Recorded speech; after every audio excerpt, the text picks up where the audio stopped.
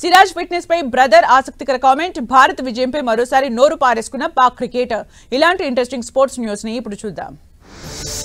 అహ్మదాబాద్ వేదికగా జరుగుతున్న junior national swimming championship లో తెలంగాణ స్విమ్మర్లకు 2 పతకాలు దక్కాయి. పురుషుల 200 మీటర్ల బ్యాక్ స్ట్రోక్ లో రాష్ట్రానికి చెందిన సుహాన్ ప్రీతం రజతం గెలిచాడు. అలాగే బెంగాల్ స్విమ్మర్ కనీష్ చక్రవర్తికి గోల్డ్ దక్కగా ఏపీ ఆటగాడు తీర్థు కాసిం గెలుచుకున్నాడు.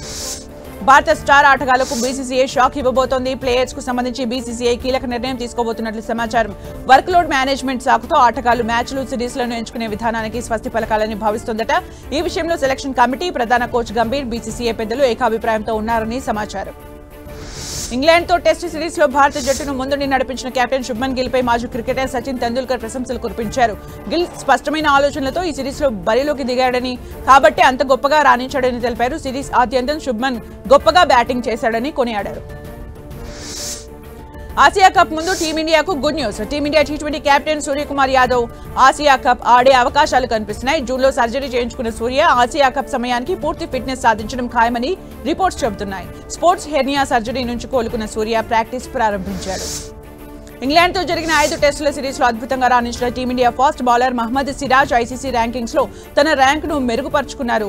ఓవర్లో జరిగిన చివరి టెస్టులో సిరాజ్ కారణంగానే 6 పరుగుల తేడాతో భారత్ గెలిచింది. దీంతో సిరాజ్ 12 ర్యాంకులను మెరుగుపరుచుకుని 15వ స్థానానికి చేరుకున్నాడు.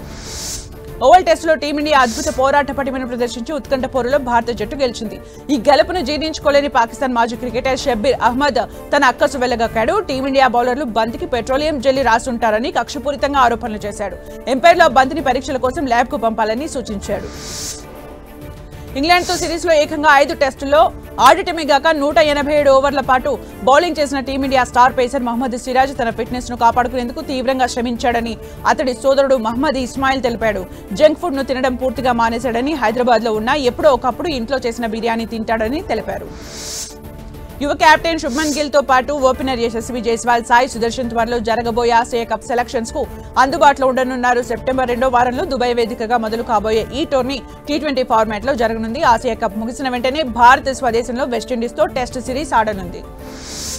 ఆసియా అండర్ 19-22 బాక్సింగ్ ఛాంపియన్షిప్స్ లో భారత యువ బాక్సర్లు జోరు కొనసాగుతోంది. ఇప్పటికే ఈ టోర్నీలో అండర్ 22 విభాగంలో సుమారు డజన్కు పైగా పతకాలు ఖాయమవగా, తాజాగా జరిగిన అండర్ 19 విభాగంలో ఏకంగా 7 అమ్మాయిలు సెమీస్ చేరుకుని పతకాలను ఖాయం చేసుకున్నారు. క్వార్టర్ స్కోర్లో తమ ప్రత్యర్థుల్ని చిత్తు చేసి సెమీస్ చేరారు. భువనేశ్వర్ లో ఆల్ ఇండియా ఫుట్బాల్ సమాఖ్యలో కలిసి ఫిఫా నిర్వహిస్తున్న ఫుట్బాల్ అకాడమీకి తెలంగాణ విద్యార్థి రుద్రాక్ష్ బన్సాల్ సెలెక్ట్ అయ్యాడు. స్థానిక గ్లేడెల్ అకాడమీ సన్ సిటీలో 9వ తరగతి చదువుతున్న రుద్రాక్ష్ దేశవ్యాప్తంగా వేలాది మంది ఆశావహ ఆటగాళ్ల మధ్య 5 కఠినమైన దశలను దాటి గౌరవాన్ని పొందాడు.